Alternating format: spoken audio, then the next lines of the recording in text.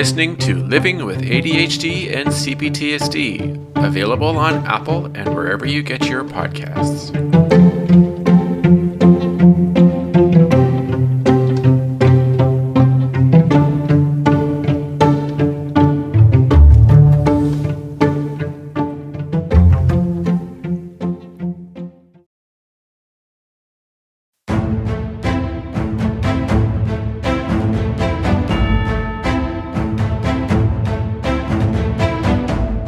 Hello, everybody, and welcome to Living with ADHD and CPTSD. Today's episode is a CPTSD episode, and I have a guest on who's joining me. Her name is Izzy, and she is in social media management for her career, and also is an artist on the side and for fun, and she is in Buenos Aires.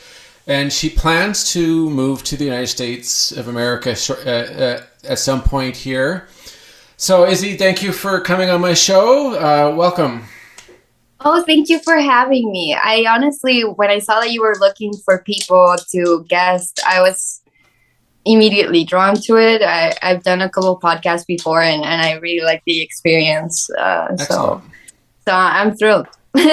Excellent. Well, I'm thrilled to have you on. It's not very often that I do get guests for CPTSD episodes, and understandable because it's not it's so hard to talk about. Yeah, a lot of people, unless they're really well into their therapy and they've had a lot of work and they feel comfortable, it is difficult for a lot of people to just come on and talk about it, because there's always a possibility that it could potentially bring a flashback or trigger someone. Yeah, and not only that, but there's also at least for me at first, I also felt so vulnerable that I didn't want to expose myself to being commented on. Like, I didn't want to open up the question of, is my trauma traumatic enough to the public? There's a lot of that when it comes to living with CPTSD and socializing. At least for me, I always get like the first question anyone asks me is, "Oh, what's your trauma?" Like, they want to see how bad it was. Right. Yeah. As if it could be like one thing that I can point out, Yeah. I know it is something. I agree, and I have the same problem. The only people that know about my trauma, as we briefly discussed earlier off the air, was I really have only told. Well, obviously my girlfriend knows, and my therapist, and then I have a couple extended family members that know. Other than that, I haven't really told anybody else. I know that there's people on Twitter, and obviously the people that listen to my podcast that have a general understanding idea. Yeah, but they're also, in retrospect, they're strangers. They're it's easier to vent to a stranger, I think. Yeah, exactly. As long as you're like the whole confession booth idea. Yeah, it's like, I know. Yeah. There's a bit of irony to it, because normally you talk about troubling issues with someone that you trust, like a therapist or a family member, perhaps. But it's kind of an ironic situation. Yeah. So excellent. So when did you first discover or realize that this was something that you likely were dealing with? Like, did you find out by someone, or did you kind of discover it on your own? So I don't have a lot of clarity on like my childhood in particular, because it wasn't an easy or fun or bright childhood, sadly. Right. So I grew up in a very difficult household, to put it that way, because I don't want to trigger anyone. So so it was a very difficult household in a very difficult neighborhood in a very difficult country. because I'm originally from Chile. And Chile is a country it feels like a young country in the sense that we've only had democracy since the early 90s. Right. So a lot of stuff is very antiquated and still reminiscent of the fascist dictatorship that we suffered. Yeah, that must have been really hard. Yeah, because it seeps through your day-to-day life more than you think. How people treat each other in Chile, how the culture is in general, is so scarred. It's still a very open wound in our history and our culture. Because, well, I don't want to get too into it because it's very complicated, but we never really had like a proper closure moment, you know? So that's why it feels very antiquated, and because of that, it's very like conservative. It's very anti-feminism, anti equal rights for LGBTQ people. Like it's very, and it's also a very religious country. So there's also that. And I knew that I was different from a very young age because I experienced OCD symptoms from a very young age. And then when I was about like 14 or 15, I remember that I was feeling so constantly vulnerable, so scared all the time, so anxious all the time, because it was like I went to school and people bullied me, and it wasn't like this movie bullying where they just tell you you're a dork and move on. It was more like they would put me in a trash container and close me in and bang on the sides until I had a panic attack, you know? Right. So I started having panic attacks when I was about 14. And I started having night terrors as well and difficulty sleeping. So that's when I was like experiencing a lot of difficulty just living my day-to-day life. Right. And I was dissociating a lot. So I started showing signs of being traumatized from a very young age. I was 14, 15 probably. And I remember begging my parents to please take me to a therapist.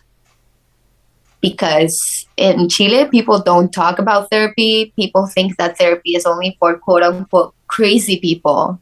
Right. And that it's something that it's not okay to do. So my parents were very reluctant. And when they took me, they were like, okay, we're going to take you just so you know that you don't need this. And I remember I sat down with a therapist and I just had word vomit. I just told her everything that I was going through and I get a little choked up because I was feeling so on the edge. I was feeling so much hatred for myself, so much guilt. I think that's something that is not that talked about trauma, is that you feel immense guilt. Absolutely. Or at least for me, it's like I felt constantly guilty and constantly paranoid. Right. And then when I was about 16, right after I was, because I was hospitalized in my house at first for about 6 months, in which I remember like I was allowed to go to my house, to drama club in school, and then to Blockbuster. I was allowed to go to Blockbuster to pick out movies, but I was only allowed like certain sections of Blockbuster. Interesting. So that was me being hospitalized, and I stopped going to school. I asked them if I could graduate early, and I graduated at 16. Oh wow. And I stopped going to school and I was hospitalized for 6 months. And then they moved me to an actual psychiatric hospital for about 2 months. And after that, I remember I got out and everything just went out of control. Because over there, it's very like therapy is more focused on medication. Okay. Yeah. It's more medication focused, which has its advantages in some parts. I'm very pro medication. I love the cocktail I'm on right now. Okay. Yeah. But yeah, it was very much like, let's just sedate you enough that you don't want to hurt yourself. And they misdiagnosed me as well. They were just like, oh yeah, you're just depressed. Right. So they just gave me lithium, and I was on lithium for a really long time. Wow. And then, I suffered through certain things that I don't think anybody should go through. Regarding violence, gendered violence. I don't want to say too much, but it was, I went through something very scarring on top of everything else when I was 16. Jeez. And I was homeless for a while when I was 16 because my parents kicked me out of the house because they were just fed up with me being ill. They were fed up with me not being okay. And they basically disowned me at that moment. They were like, you're an embarrassment to us. We don't want you here. You're a freak. Go. That is terrible. Like I was gonna ask. I'm assuming based on everything you said so far that it seems like the views towards mental health basically is like non-existent if you think about it. Like it's it's just now the conversation just started, and even now that it feels like, oh my God, there's gonna be a change because also we're finally getting rid of the constitution that the dictator wrote. And in that constitution, they refer to mentally ill people as not people. Oh. Basically. Wow. First of all, they don't even say like neurodivergent people. They say they say it in a way in Spanish that's very aggressive. It's like mentally ill or mentally disabled, and also physically disabled people are also to not be considered people with rights in the Constitution. Right. So and even if you do a bunch of laws on top of a Constitution that's really evil, the Constitution is still going to be evil. And when you want to make a really big change, it's going to be unconstitutional, and it's not going to be, and if you start from the basis that this person isn't a person because they're not like us. So, wow. And even now, so recently we had a vote for the new Constitution, and the new Constitution recognized people with disabilities as people for the first time ever in the history of Chile. Okay. And people voted against it because they were worried that it would mean that we would take their taxes, and I heard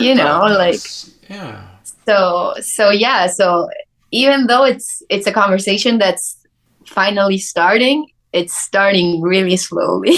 Yes. I actually remember reading about it online, and my initial reaction was, why would they say no? And I know. And then I read more, and they're saying that there's a few things that they're concerned about, so they're going to make some changes to it. And like I didn't go too far into it because I didn't fully understand, so I wasn't trying to elaborate too much. But it was, you would think, I guess they really, really want to make sure it's foolproof, I guess you could say. Well, yeah, and there was a lot of misinformation. There was a lot of fake news going around, and in Chile it's a little bit different because the fake news will go out on the main media channels because Right. so like the people that basically own Chile, they were all friends with the dictator. Okay. Like all those families, they're all linked to the dictatorship in some way, whether it was they were putting money for guns or they were putting money for torture centers or coming up with how they would torture communists. Right.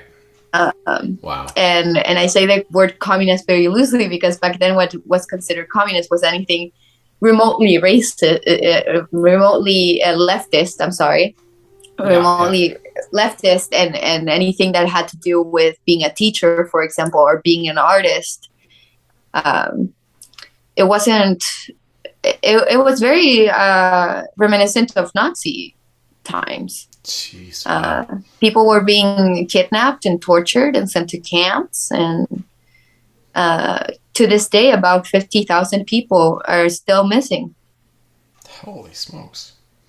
So, needless to say, the situation that is there, like in the past and to some degree a little bit today, really holds people back when it comes to like they're scared of change because we've been used to how things are for such a long time that like it was a lot of misinformation going around saying like, oh, if this new constitution passes, it means that disabled people get free stuff all the time and you won't. And you know, like the type of information that goes around or the type of rhetoric that goes around to like pit people against each other instead of, hey, we're going to have more rights as people, you know? And even it's like to like even further illustrate how ridiculous this constitution is. It says things like you're not allowed to have plants on balconies because it lifts morale up, and they don't want that. Huh. Yeah, so I can see that. And animals are referred to as furniture. So that also means that a lot of animal abuse is allowed in Chile because if you own furniture, you're allowed to destroy your furniture. Right. And it also says that, for example, women in a marriage, their duty is to satisfy their man sexually, and if they don't, then he has the right to sue them. Wow.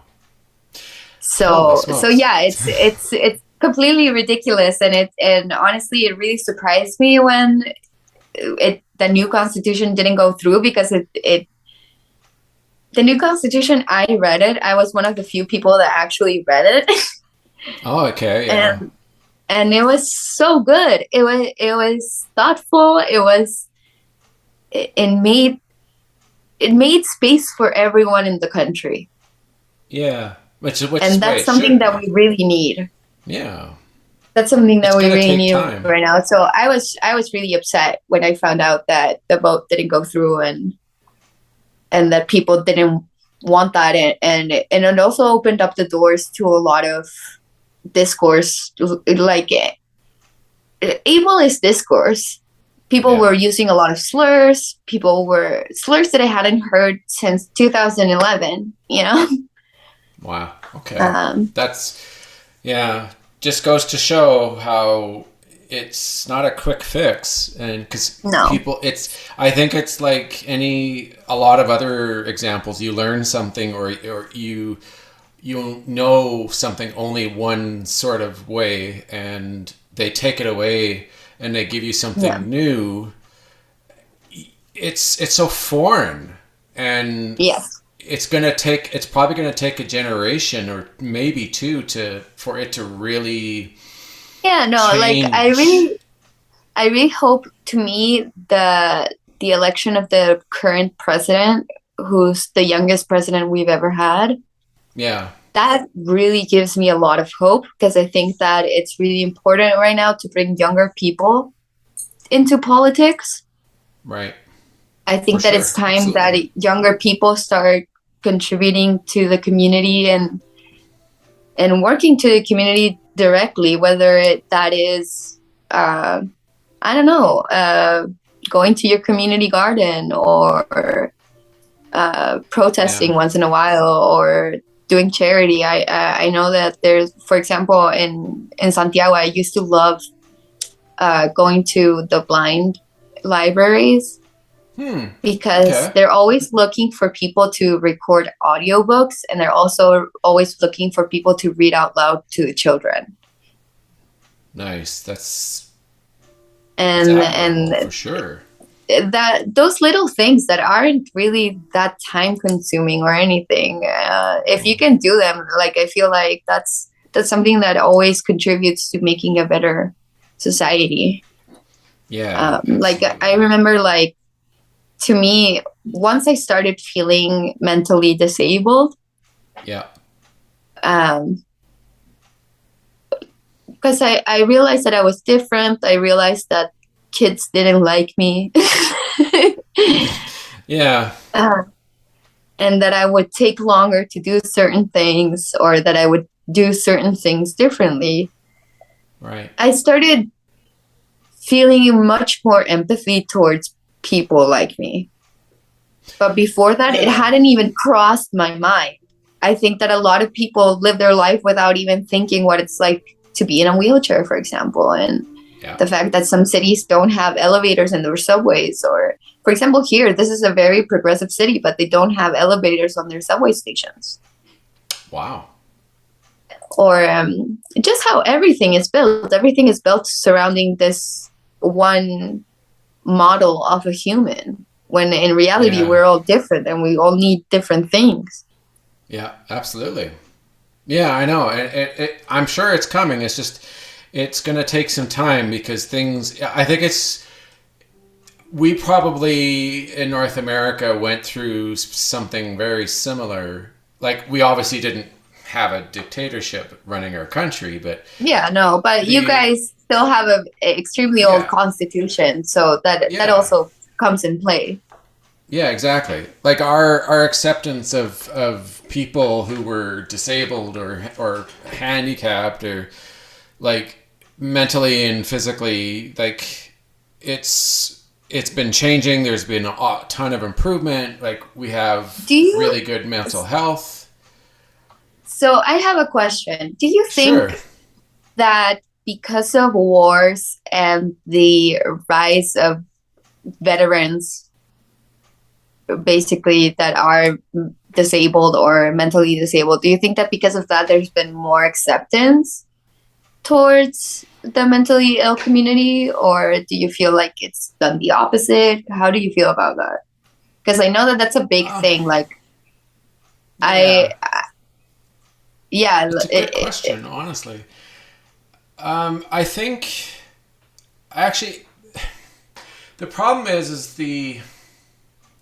it was it was a society itself was keeping it back from mhm, acceptance, right? Like, yeah, even like if I back when I was a child and I was a kid, the understanding and the knowledge of mental health was very small and not yeah, very broad, right? So there wasn't a lot of understanding, and it was, and there was the usage of certain words and certain phrases was common practice, like mhm, have example like crazy house, the mental institute, like yeah. institutions, and a The lot of loony people. bin.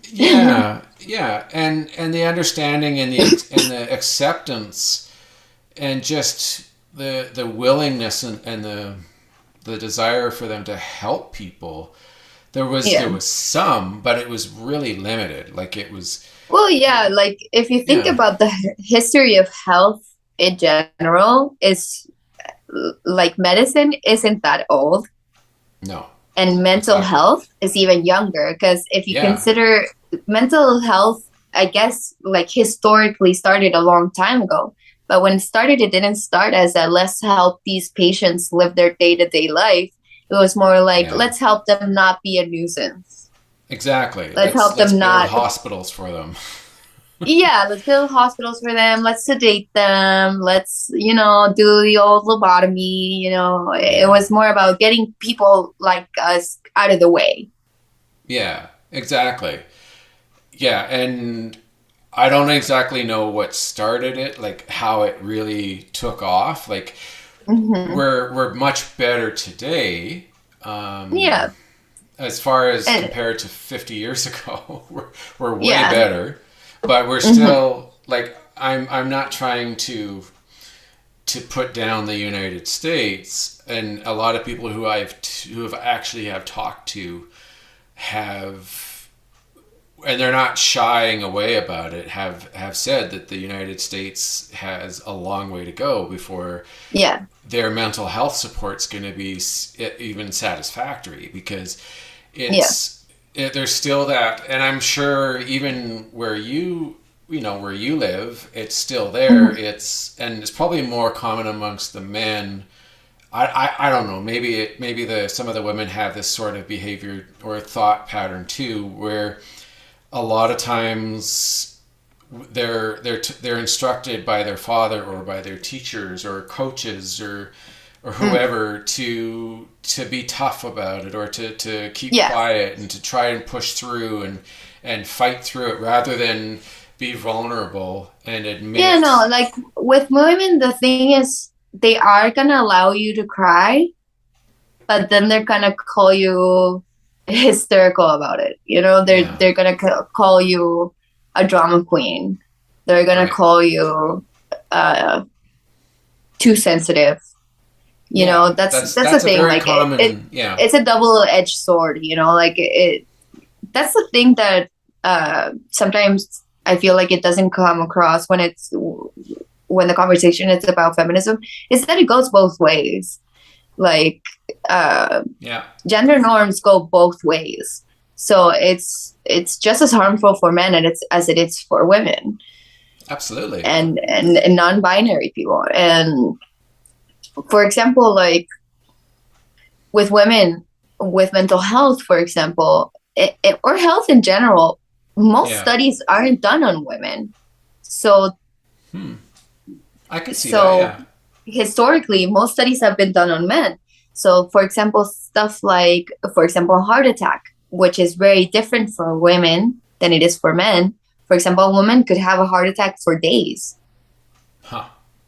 And it would show as her being nauseous, not the shooting pains in the arm, for example. Right. And we don't know those things. And when it comes to mental health with women, they were diagnosed with hysteria for the longest time. Yeah. And that was it. There was no exploration of the female psyche and how our culture has shaped us to be certain ways and to be more susceptible to certain things.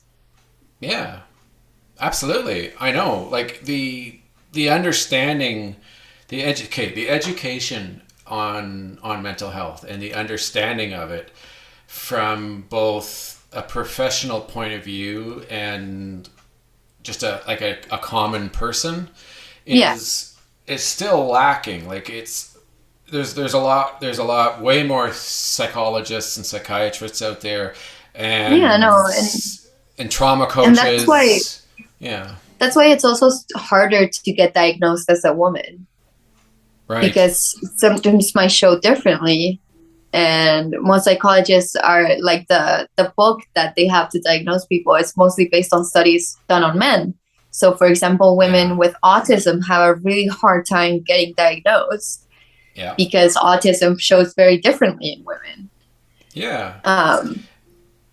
So yeah, like I feel like because we have a history, I think that it's really important to be aware of history and to understand where mental health is today. Yeah, absolutely. And to understand that it's a very young field. It's very young. It's very new.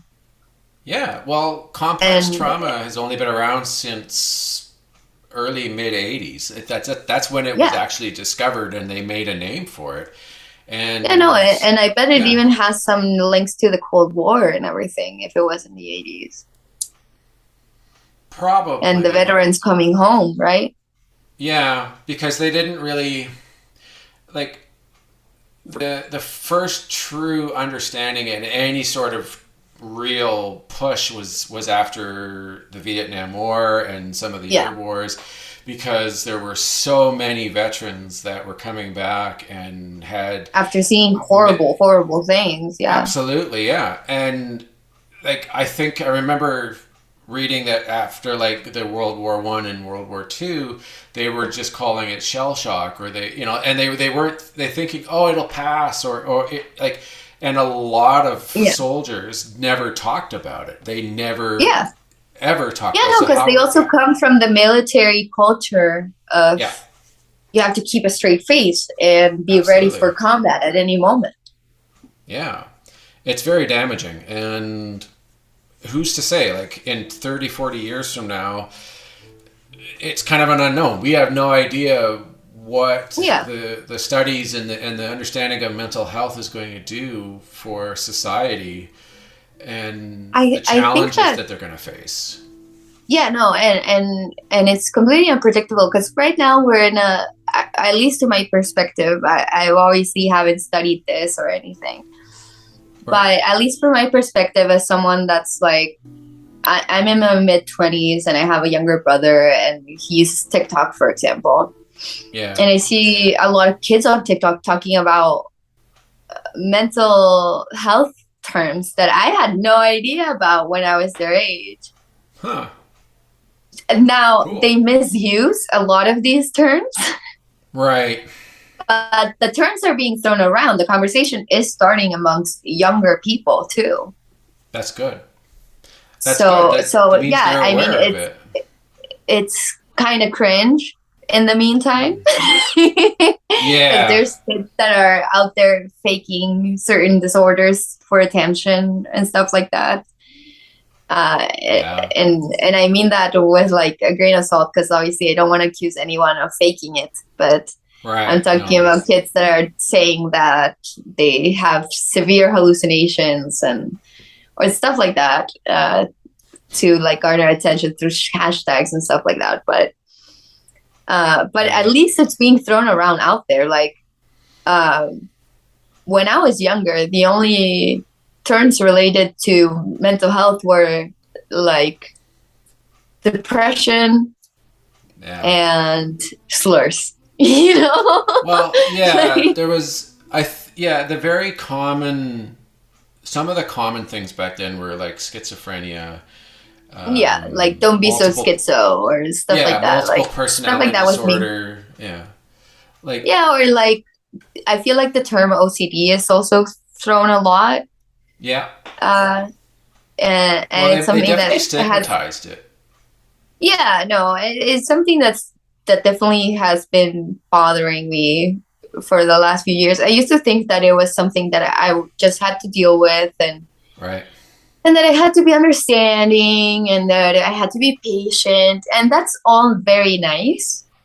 Yeah. But nothing's going to change if we're constantly patient about other people's ignorance and other people's biases and stereotypes. Yeah, exactly. If we don't tell the guy that, for example, I went on a date once, and this guy asked me why I was going through a phase where I was changing medication, so I was exposing a lot of symptoms. Yeah. And one of them was repeating myself a lot. I would repeat the last word I said like 3 times at least before moving on. Right. So he asked me, like, why did you do that? And I said, and I regret how I phrased this now, but at that moment I said, I'm really sorry. I'm weird. I have OCD. And this guy goes, oh, that's the cleaning thing, right? And I said, no, it's not really like that. And he goes, dude, do you want to clean my house if you really love cleaning? So yeah, and that moment I was like, you know what? Fuck being nice. I'm gonna tell this guy Absolutely. no, and you know why? And I'm gonna be nice enough to educate you right now because I don't have the necessity to educate you, or I don't owe you that. But it's not like that at all. It actually if I do get stuck in a cleaning loop, I'm not enjoying it. I'm not having fun. I don't think anybody with OCD that cleans a lot likes cleaning. No, it's a Because lot of it's not about anxiety. that. Yeah. And how I try to illustrate it sometimes is like the feeling of about you're watching two cars about to collide and they're always getting closer and closer and closer and they never crash. That's the Yeah. feeling. Wow. I can totally see how, yeah, I get that feeling. Wow. Gee. That's That's the pretty feeling of intense. anxiety. Yes, So absolutely. so yeah, so like now every time that someone is very ignorant about it or very I how do I say it? What's I'm almost bigoted about it. When I hear someone still use a slur, for example, especially in Spanish, there are a lot of slurs for mentally ill people, Right. and Okay. slurs they vary within each country because each country has their own dialect, and it's more intense here when it comes to accents and dialect Right. uh, compared to the English speaking world or even the Yeah. French speaking world or anything. So there's a lot of bad words that you can say to refer to a mentally ill person. And every time I hear those, I'm not nice about it anymore. And I don't think that anybody should be nice about it anymore. Yeah. Absolutely. I You think know, we're past that time where yeah, we need to keep it under wraps because there's more awareness. There's way more discussion happening. More and more people are being diagnosed with mm-hmm. one or the other. Like, and Yeah, mental there's health is yeah, becoming way more accessible. absolutely. I know there are some places where mental health is not exactly open, like you can get the access, but it's not exactly the most open country when Yeah, it no, comes to support. It's I pretty think that tough. it always brings the challenges, even if you live in a country that right now has free therapy, still making the decision to go to therapy Yeah, is already a hard decision because it's a absolutely. decision to go look at yourself and look at yourself really hard. Yeah, And yeah, and it might it's make you yeah. feel better, but it also might make you feel worse for a while. And you gotta Mm-hmm. accept that your journey is not going to be linear. It's not going to be always up, up, up, up, up. And that's something that you have to commit to. Yeah, no kidding.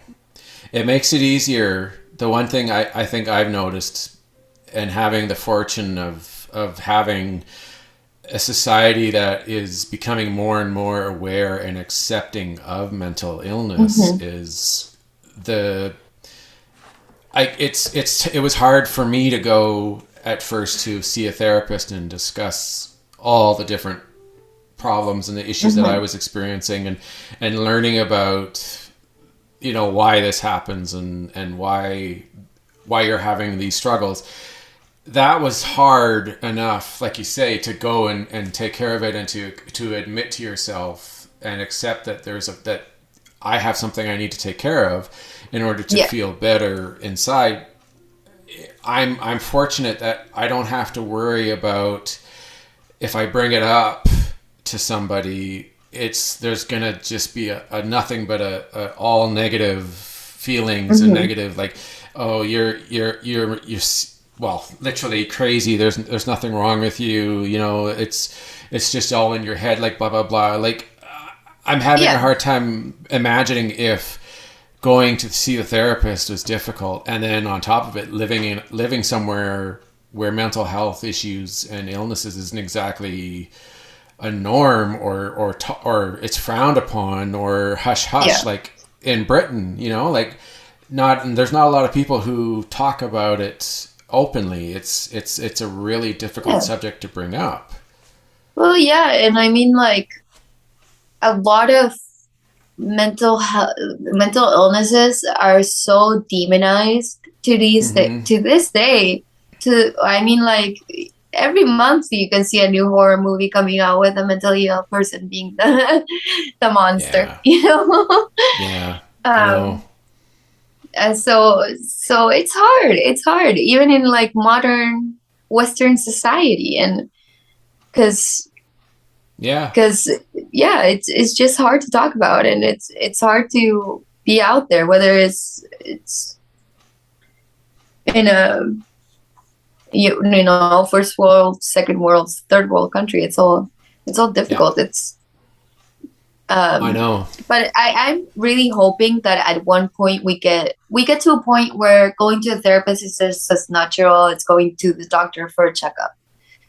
Yeah, you know, no kidding. Where you might not be someone that it's quote unquote mentally ill or like extremely mentally ill or something. But it's always good to check up on your mind. You know, absolutely. I think that it's always good to reflect, and it's always good to check up on, and like whether that is through like a spiritual route.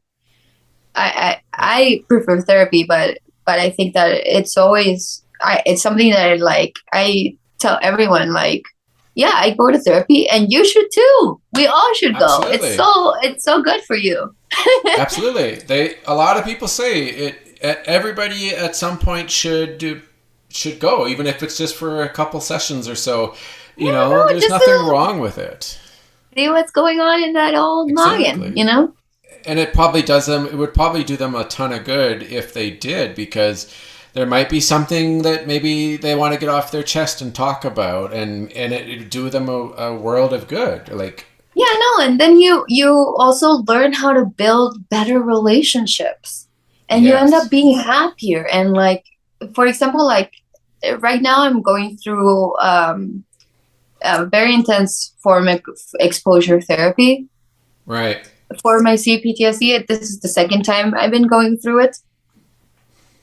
But the first time I did it, they also made me go to group therapy. That was a type of DBT therapy, and right. Okay.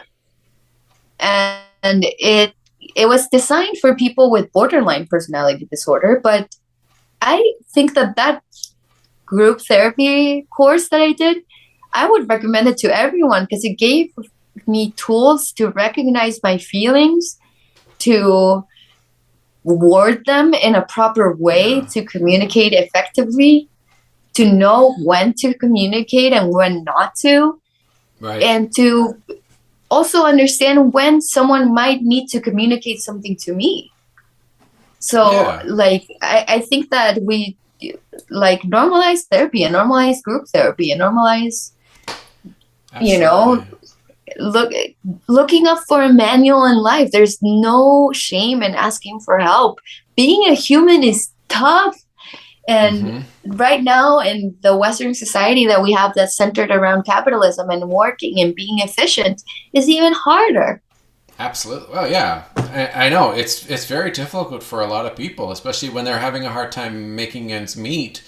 And some have to decide, are they gonna eat a decent meal, or are they gonna have to pay rent or pay a bill? Like it.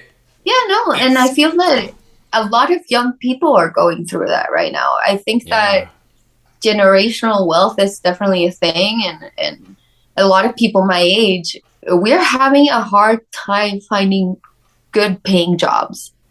That's the reality everywhere in the world right now, because I know a lot of expats, I know a lot of immigrants. I've lived in several different countries, and everywhere right now it's really hard for young people to find a job, unless you're a developer, or even then it's still a very competitive field. So it's still hard to make ends meet, and to, on top of that, have to worry about paying therapy, you know, because therapy is really expensive when it shouldn't be.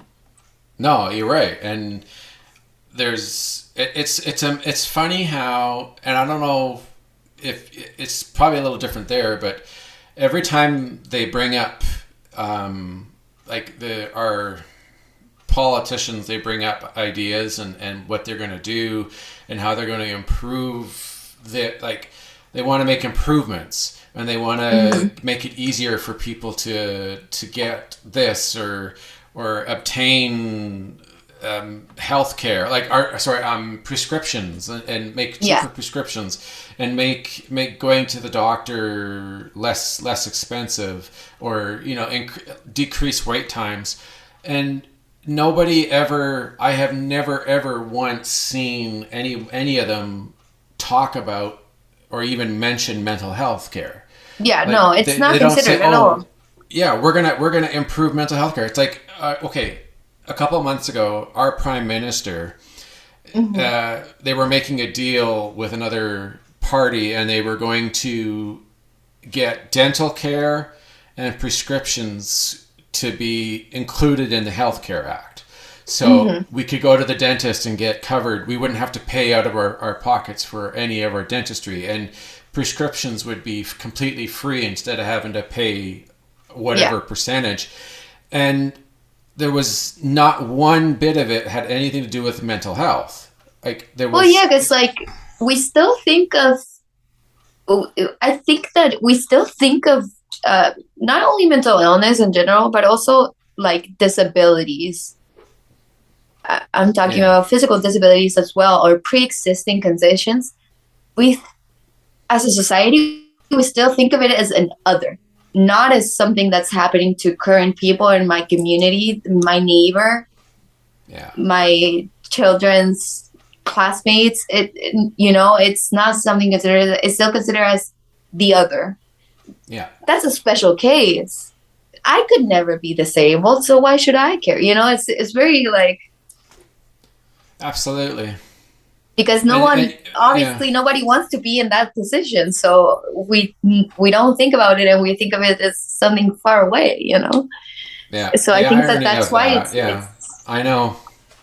It's pretty sad, and the irony of all of it is that it's coming. I'm not saying the coverage and free mental health care is coming. I mean the number of people who are going to have mental health issues, whether it's trauma or ADHD or BPD or all the other different ones that are affecting us. There's going to be a number increasing in numbers and more and more people getting diagnosed, and there's going to be more people saying, why isn't this included? Why can't we get this for free? Why do we have to spend $200 every time we want to go see somebody for help? Yeah, and I think that also has to do with the fact that like in Western history, we've always thought as mind and spirit as something abstract rather than something physical, when in reality it is something very physical. Absolutely. Your brain physically goes through things, and when and this is something that I was also explaining to my siblings now, that because they had come visit me and they hadn't seen me since I was actually formally diagnosed with CPTSD, and they saw my service dog for the first time, and they sort of saw my day-to-day life. Right. But yeah, like it's not something that people consider on their day-to-day life. They don't think about it. They don't. No. And until it happens. Yeah, until it happens to them or someone that they know, like a family member or their loved one.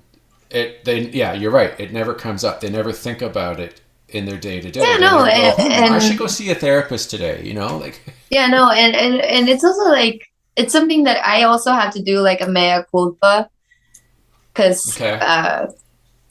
so when I first moved out to the city, I made friends with a group of people, because we were all running to win this like film school scholarship. So we were all studying together, and one of the girls in the group she was in a wheelchair.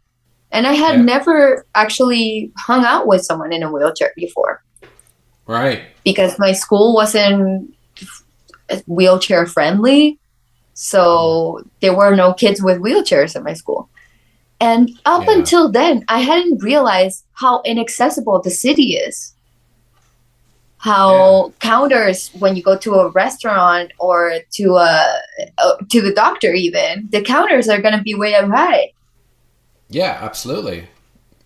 Yeah, you know, and the accommodations for physically disabled people are few and far, but you know, I think I don't know how it is where you are, it probably isn't a law, but for us, any commercial locations, any restaurants, any place of businesses has to have a ramp or like a surface. Yeah, no, here there's certain like regulations that are like that, but it depends also on the city, and because Argentina has like different governments according to each city as well. Yes, yeah. To like their provinces and stuff. But yeah, and also like what I was also explaining to my siblings was that CPTSD is also a brain injury. Yeah. In a way. Yeah. Your brain structurally changes. I had to tell them, like, if you look at a brain with someone that has CPTSD versus quote unquote normal brain or healthy brain, it's very different. So we have to stop thinking about mental health and our mind as something abstract inside us that we can't touch or see, because it is something that we can, in a way, see. It's just a different language, but we can't see it. Yeah. Yeah, absolutely. Okay. Wow. All right. So here's a couple questions for you specifically. After you were diagnosed, and I'm assuming you were going to therapy for a while before you got the diagnosis. Like it wasn't. Yeah, no. So first they almost immediately diagnosed me with clinical depression. Right. Yeah. In Chile, and that was my diagnosis in Chile. And then when I moved here and started going to therapy here, where therapy has a different history here, there's also been democracy for longer. And there's different styles of therapy that aren't available where I'm from in Chile.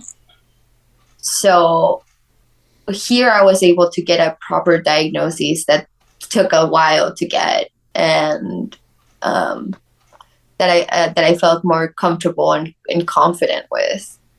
And but yeah, it was a process. Absolutely. So after you got your diagnosis, what was the hardest thing for yourself when you finally understood what was like the reality of your situation in your life? What was the hardest thing that you dealt with, that you struggled with, like at the beginning? Because obviously it's going to take some time. Yeah, no. At first, it really took a toll on me. Like I remember, it was something that like I really had to go through a process of, I don't know how else to put it, but in a way, mourning the person I used to be. Yeah. The little girl that I used to be before all the horrible shit that happened to me.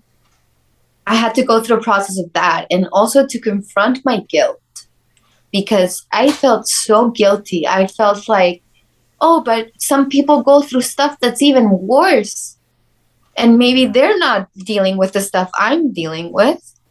And I'm here crying every day and having panic attacks and being a baby about it. That's how I felt.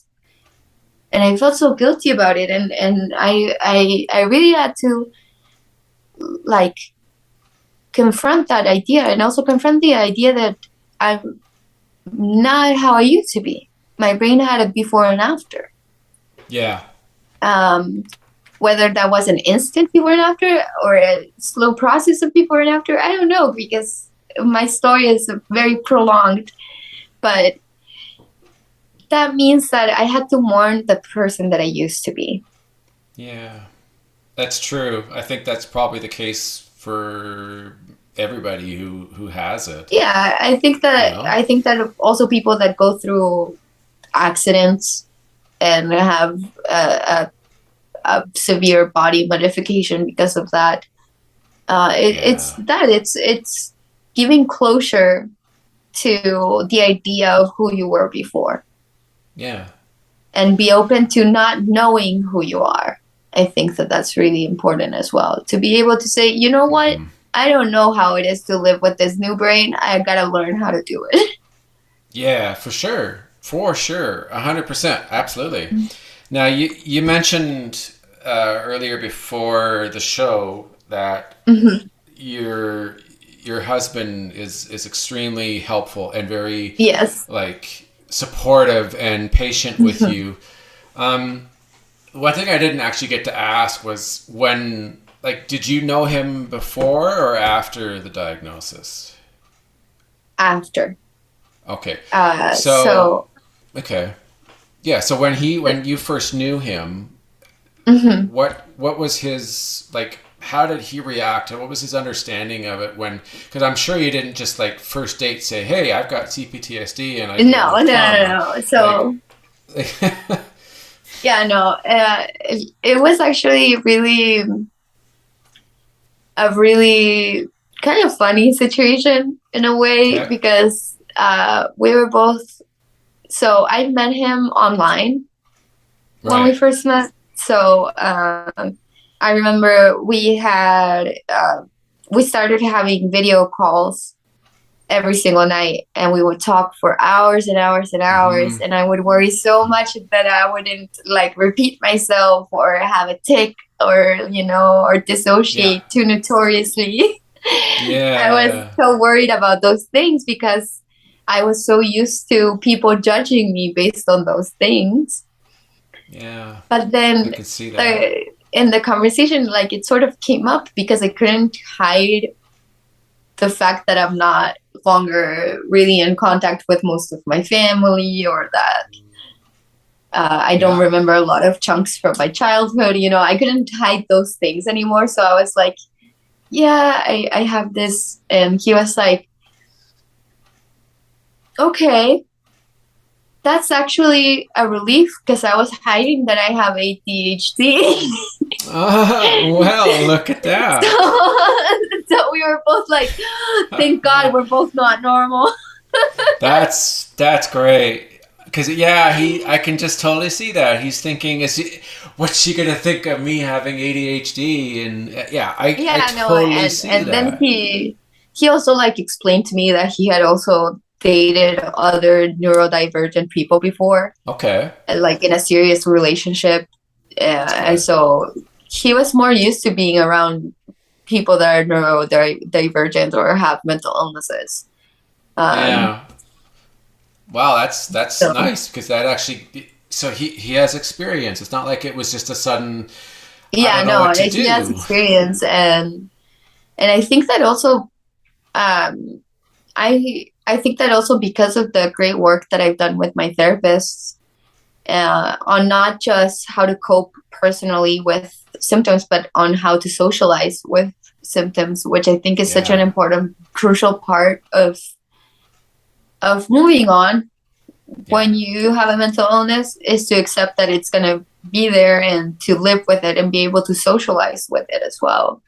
Because you Yeah. can't be Absolutely. hiding forever, you can't be alone Yeah. forever. So No, for because of sure. that, like when I started, because when we met, I was going to therapy, but it was regular therapy. I had just finished doing trauma therapy, exposure therapy, I mean. Yeah. So I was very stable and very, okay for a while, and just going to therapy regularly and, keeping up with Yeah. it. Uh, and then we got married, and then about a month after, I had to start exposure therapy again. Ah. Okay. Um, Because the thing with exposure therapy and with CPTSD is that it's not like you can find a cure that's a cure forever. Yeah. It's something that you have to work on constantly.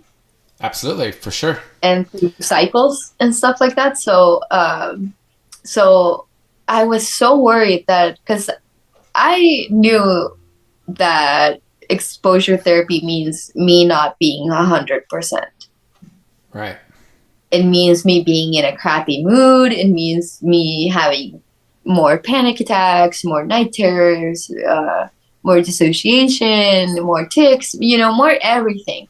It makes everything more intense, and it makes me more vulnerable. And I've had to first remind myself that he chose to marry me. Yeah. And also remind myself that we said in sickness and in health. And Yes. that would mean a physical illness just as mean as the mental one. Correct. And also I worked with my therapist. We were like, okay, let's do this. Let's make a plan for when you feel absolutely bad and you want to hang out with your husband. Let's give him like options of things to do with you for those moments. And it'll be your toolbox. It'll be your emergency kit. And I think that that's so healthy in a long-term relationship to have.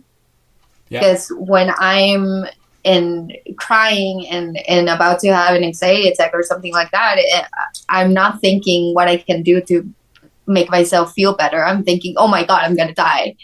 So for him to have written down, hey, let's watch The Sound of Music, for example. Okay. That's interesting.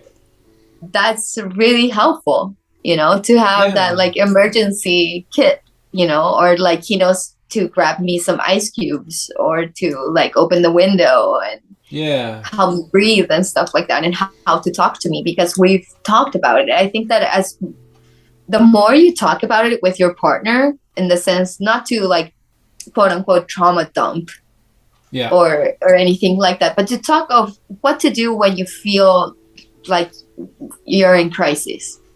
Yeah. That's really good. That's very smart. It's almost like having a first aid kit, Totally. That's actually a great idea, because if they're, he obviously is 100% supportive of what you're going through, and he understands, and he's totally wanting to help you however he can, right? Like he's obviously not there's things that he can't exactly do. The people that love you and that support you, that's all they want. They want to understand, and they want to be able to help, and that's it. They're like, people that truly love you aren't gonna judge you, and if they do, it comes from a place of ignorance. It doesn't come from a place of evil.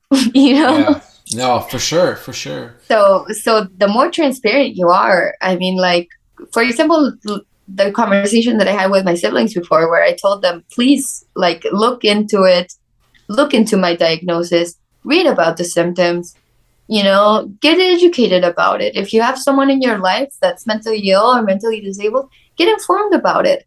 You don't need to be super invasive with them. There's the internet, and you can ask them, hey, when's a good time for me to ask you certain things that I want to ask you to make our relationship better, Yeah.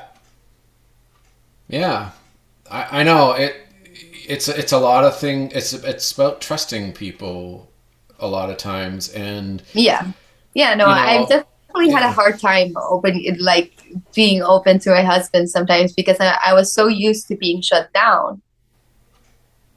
I know, and it takes a lot of effort. And CPTSD and PTSD comes with so much guilt, like I was saying, that getting rid of that and trusting someone, it's a really big step. Yeah, I know. There's an interesting thing that I read a while ago, and there's a neurotypical, it's called a window of tolerance. And there's the neurotypical's window of tolerance, which they say is a wavy line So it Mm-hmm. gets close to the edges of both sides, where it's the like dissociation side, and then there's the where you're extremely vigilant and you're on guard, and it Yeah. gets close, but it never touches, and it's constant, and so it's a nice Mm-hmm. middle. And then there's the window of tolerance for people who've suffered from trauma, whether it's PTSD or CPTSD, and they're saying that it's all over the place, and it Yeah. goes up and it's way up, and then it hits and it's in the middle for a bit, and then it goes down, and you're dissociating, and you're just basically almost like you're zoned out, and then it comes back up, but it's not like Yeah. straight No, back and forth. it really is a roller coaster of things. Yeah, It's yeah, and not, it's yeah, everywhere. no. Yeah, and it's tough. It's hard for someone who's just starting. Like if they're just starting their therapy and they're just getting their diagnosis, it can be very, very difficult for them Yes. to deal Come to with terms with it. normal things. Yeah. Yeah. It toughens it. I don't want to sound like I'm like from the 80s, but it does toughen up a lot of people, because they have to, they either let it take it, or they consume them, and Mm-hmm. they do nothing, and then they, well, who knows, right? Anything can happen. You either break or out of it or you get lost in the sauce. Yeah. Like, Yeah. it's something that's the thing, that me getting a diagnosis wasn't about me looking for a new identity or me looking for something to make me interesting, or Right. looking for a new Pokemon to collect.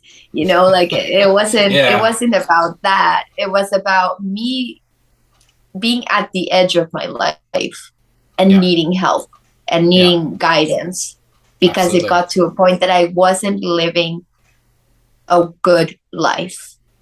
Yeah. I wasn't. I was living a horrible life. Yeah. And I know. and I think that a lot of times we're caught up in toxic positivity of like, oh, it's gonna get better. It's always gonna get better. Sometimes it doesn't get better for a while, and that's also Absolutely. okay. Yeah. That's also okay. And I think that that's something that we really need to face, and that when you get diagnosed, it's something that, like, it's okay to not be okay, and that's something that isn't easy to come to terms with, because we're Absolutely. always having to be productive and always having to be functional and always having to be, Yeah. Yeah. I think the biggest thing, a lot of people out there who are hiding or are afraid, I should necessarily, hiding isn't the right word, but are too afraid to talk about it because they're afraid of what will come from it, or what the right? consequences of admitting that you're quote unquote crazy, right?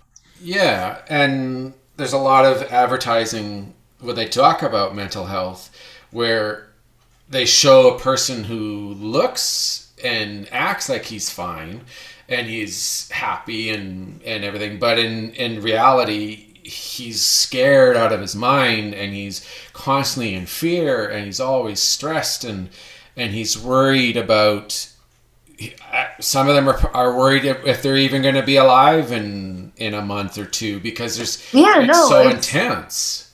Yeah, it's really scary. And some people, like, there are some people out there that don't even necessarily realize how bad it is, like how, right? Like, they live a life a certain way for such a long time, and then something new or something very different comes into their life, and it triggers it, or it completely throws them for a loop. And like myself, I never really faced it until I started a relationship and got serious, because I didn't understand that my issues, like my CPTSD and my trauma, was getting in the way and causing so much difficulty.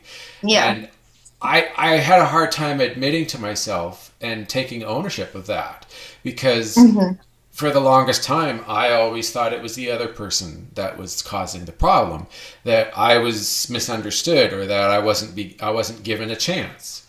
Yeah. And when I finally realized that I'm causing, like, it wasn't me intentionally going out there and causing problems. It was, I'd have a difficult situation or a conflict, and I was too scared to see that it's okay to have a conflict. It's normal. This is life. Conflicts are every day in everybody's life, and I was too afraid to face it. So something would happen in response, and so that was always causing problems, and I never realized to where it was coming from, and it didn't occur until I had a major change. Like, like for me it was because when I first moved out here, I was living with an ex-boyfriend, and he was not familiarized with any sort of mental health issues at all. He wasn't very informed about anything and everything, so like he didn't really understand what a panic attack even was when he met me. And since I hadn't been diagnosed yet and I hadn't been properly treated yet, I was going through it. So, and I remember being like, okay, but what do I do when I can't hide it anymore? Because we live together. Right. I had gone through the whole relationship before that, just being able to hide it in certain ways. Yeah. Yeah. And then when I lived with someone, I was like, you can't hide anything when you live with someone.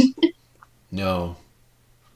Yeah, because if you go in your room and you hide, they're gonna go, okay, something's not right. Are you okay? No, when you live with someone, you can't just stay in your bed for 3 days. No, you can't. Exactly. And that's when you face your own symptoms as well. You're like, okay, maybe this isn't how life is supposed to be. Yeah. Yeah, it's amazing how difficult learning about something that affects your life so much. Like this isn't just a once a week, maybe it'll happen, maybe it won't. No, it's every single minute. It's every single minute. Yeah, and that's what's so hard, especially for someone who's very new to it. Like it's going to be it's going to be a struggle, and it will be hard, and some people may be better at dealing with it than others. It's a and also like there's so many different, like at the same time I want to remind people that just as like it seems very bleak and that like things are going to be tough and that it's hard to do therapy, there's also every day there's more people doing research and more people putting their hard work into it, and there's so many options of types of therapy. Yeah, like if you start looking into it, you can find so many different schools of therapy and schools of psychology, and there are options. There are people that can help you, that want to help you. Absolutely. And that's why it's so important to go to therapy too, because you don't want to unload everything on your partner.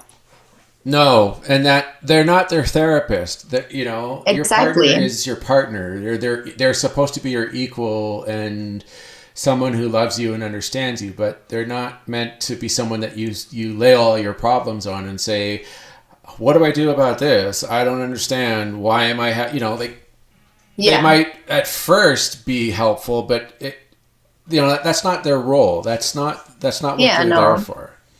No. Okay, so I have one final quick question for you before we end here. Now, we talked earlier, and it was, I think we just briefly went over it.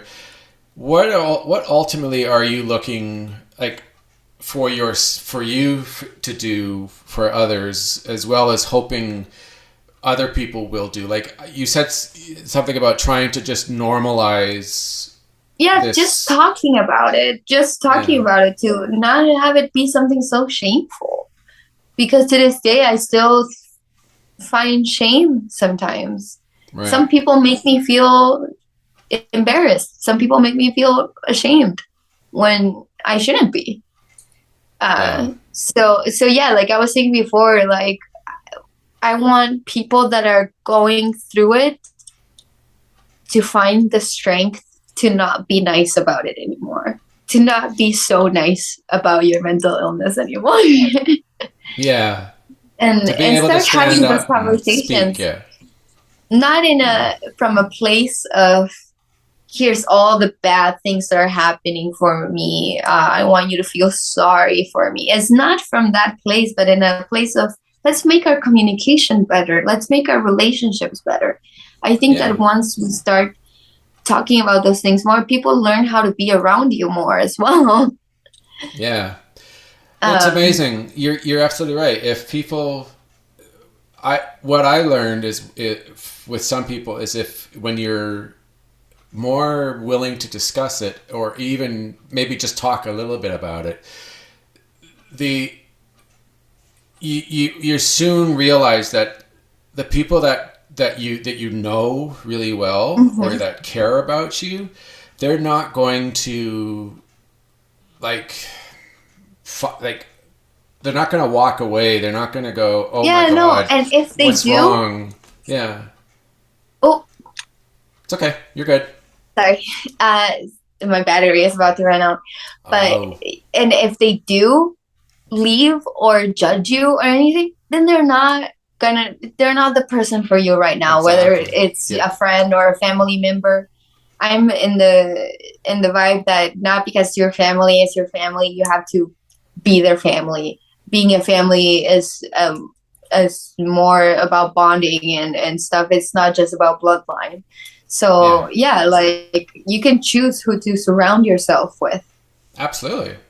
Yeah, those who care about you will care about you no matter what. And if you tell them about saying I'm struggling with mental illness and I'm getting help and I have bad days and I have days that are really good, they're gonna listen to you and they're gonna be supportive and they're probably gonna stand by you. Yeah, they're probably gonna say, okay, is there anything I can do on those bad days? Exactly. Yeah. They're probably gonna say that's because everybody loves people. Everybody feels just as much as you feel. I think that's something important to remember, that everybody feels as much as you feel. Even if it's different feelings, everybody feels as much as you feel. 100%. What a way to end off. Perfect. There we go. All right. That's the end of today's episode. Izzy, thank you for coming on. This was an amazing conversation. And thank you so much. It was so fun. Absolutely. I'm glad that we did this because it gives, the more people that talk about this and talk about trauma and mental illness and CPTSD, the better it is for those who maybe don't have a voice right now or don't know how to speak up. Yeah, exactly. Excellent. I'm so grateful. Thank you for having me. You're so welcome. Totally. All right, everyone. That's it. Yeah. If there's anything that you are interested in, or if you have any questions, you can definitely contact me. And I can always relay them to Izzy, and then I'm sure we'd be more than happy to help out. Definitely. Yeah. All right. That's it, everyone. Okay. Thanks for listening, and I will talk to you later. Bye for now.